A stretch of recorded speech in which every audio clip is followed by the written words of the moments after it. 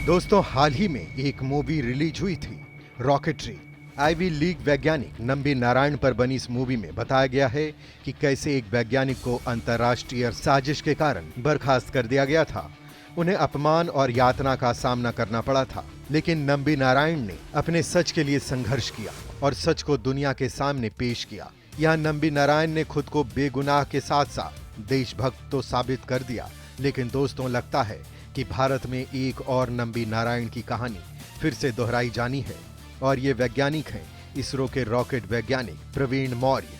जी हाँ दोस्तों, चौंकिए मत, लेकिन ये सच है। इसरो के विक्रम साराभाई अंतरिक्ष केंद्र के रॉकेट वैज्ञानिक प्रवीण मौर्य ने दावा किया है कि कुछ विदेशी जासूसों ने उनसे संपर्क किया है और भारत के एक अहम मिशन से जुड़ी जानकारी हासिल करने के लिए पैसे की पेशकश की है।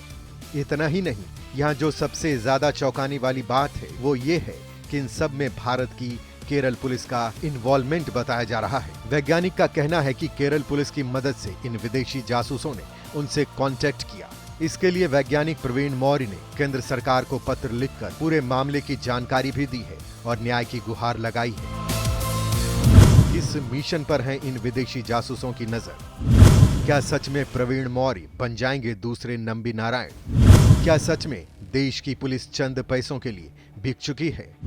क्या देशभक्ति पर पैसों का लालच भारी पड़ गया है, या फिर इसके पीछे छिपी कोई साजिश?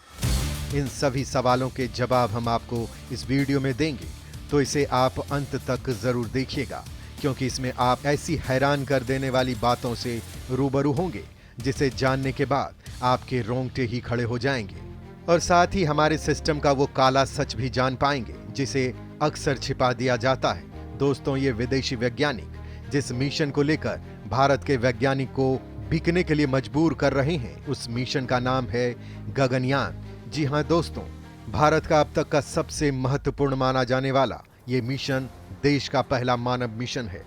इस गगनयान पर पूरी दुनिया की नजर टिकी हुई है। 2023 में इस मिशन को अंतरिक्ष में भेजने की तैयारी चल रही है। भारत के लिए मिशन बहुत मायने रखता है। इससे जुड़ी हर चीज देश के लिए बहुत मायने रखती है। लेकिन दोस्तों, इस मिशन को लेकर जब ये सब बातें सामने आई है, उसके बाद इसरो से लेकर भारत सरकार तक हड़कंप मच गया है। कोई समझ नहीं पा रहा है कि आखिर सच क्या है। इसरो के विक्रम साराभाई अंतरिक्ष केंद्र के रॉकेट वैज्ञानिक प्रवीण मौर्य ने दावा किया है कि दुबई में कुछ लोगों के लिए कथित तौर पर काम करने वाले अजय कुमार सुरेंद्रन नाम के एक शख्स ने जासूसी करने के लिए उनसे संपर्क किया था और इसरो से जुड़ी गोपनीय जानकारी के एवज में बड़ी रकम देने की पेशकश की है। वैज्ञानिक प्रवीण के दावे में जो सबसे हैरान कर देने वाली बात है वो ये है कि उन्होंने ये आरोप लगाया कि जासूसी करने के लिए केरल पुलिस के सहयोग से जासूसों ने उनसे संपर्क किया था, लेकिन जब उन्होंने कोई भी जानकारी देने से इनकार कर दिया तो प्रवीण को झूठे केस में फंसाने की धमकी दी गई और उन्हें प्रताड़ित किया गया। इसरो के सीनियर वैज्ञानिक ने अपने ट्विटर हैंडल से ट्वीट करते हुए कहा कि इस पूरे मामले की जानकारी देते हुए इसरो के अध्यक्ष से लेकर प्रधानमंत्री तक को कई पत्र लिखे, लेकिन कोई कार्रवाई नहीं हुई है, जबकि इस मामले में खुफिया जांच की जरूरत है और उन्हें मदद की जरूरत है। प्रवीण मौर्य का कहना है कि जासूसों को जब कोई उनसे जानकारी नहीं मिली तो उन्हें मादक पदार्थों की तस्करी के झूठे आरोप में फंसाकर स्थानीय पुलिस द्वारा प्रताड़ित किया जा रहा है। प्रवीण ने बताया कि मैं खरपतवार बेच रहा था, लेकिन उन पर आरोप लगे हैं कि वो मादक पदार्थ बेच रहे हैं। उनका कहना है कि कैसे एक रॉकेट वैज्ञानिक रात के 10:30 बजे अज्ञात नाबालिग लड़की को ड्रग्स बेचना शुरू कर सकता है। मैं पिछले 12 साल से केरल में हूँ। केरल पुलिस को मेरे पास ड्रग्स का कोई सबूत नहीं मिला, लेकिन मुझे लगातार प्रताड़ित किया जा रहा है। मौर्य के अनुसार पॉक्सो केस वापस लेने के बदले सुरेंद्रन ने उसकी मांगों को मानने के लिए कहा। दोस्तों, प्रवीण मौर्य ने लिंक्डइन पर साझा किए गए पत्र की प्रति का लिंक भी साझा किया है, जिसे उन्होंने शीर्ष अधिकारियों को भेजा है। उन्होंने ट्वीट किया कि मैं इसे कभी सार्वजनिक नहीं करना चाहता था। इसे सार्वजनिक करने से पहले 5 नवंबर 2022 को इसरो के अध्यक्ष को एक निराशाजनक चेतावनी पत्र लिखा था।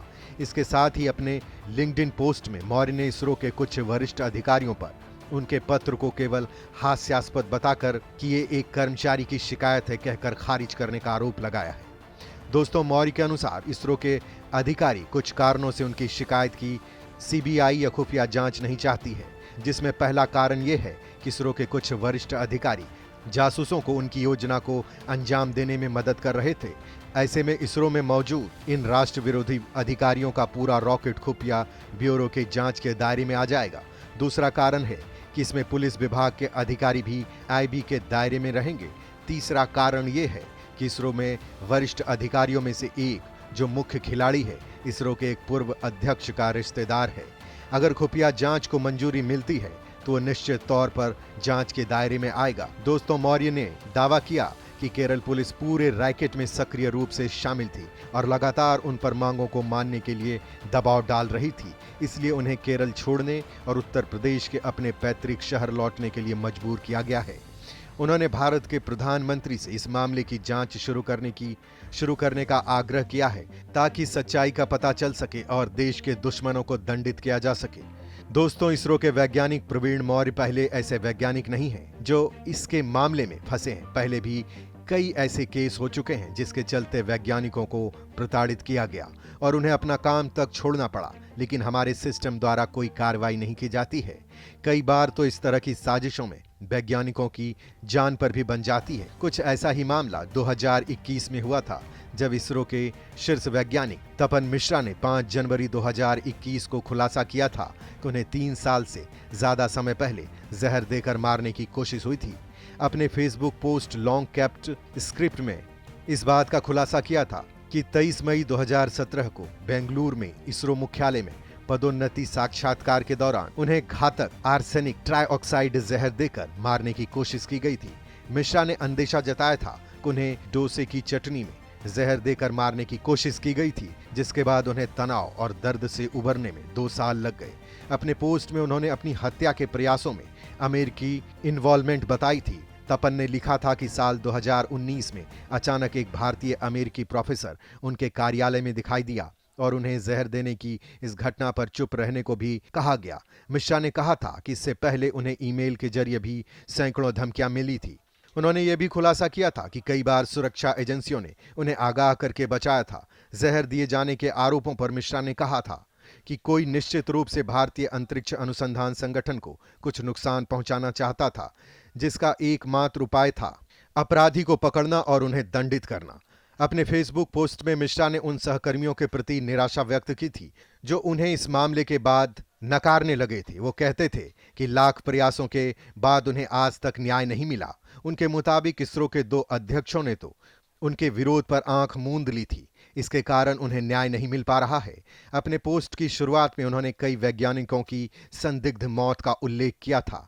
उन्होंने 1971 में प्रोफेसर विक्रम साराभाई, 1999 में डॉक्टर एस श्रीनिवासन की आकस्मिक मौत और 1994 में नंबी नारायण के साथ हुई साजिश का जिक्र करते हुए कहा था कि उन्होंने कभी सोचा भी नहीं था कि वो इन रहस्यों का एक दिन हिस्सा बनेंगे। दोस्तों, साल 1994 में इसरो के वैज्ञानिक नंबी नारायण भी कॉन्फ्रेंस पार्टी के उत्पीड़न के शिकार हुए थे। केरल कांग्रेस पार्टी के 2 गुटों के बीच राजनीतिक प्रतिद्वंद्विता के कारण नवंबर 1994 में 2 अन्य वैज्ञानिक डी शशिकुमारन और चंद्रशेखर के साथ नारायण की गिरफ्तारी हुई।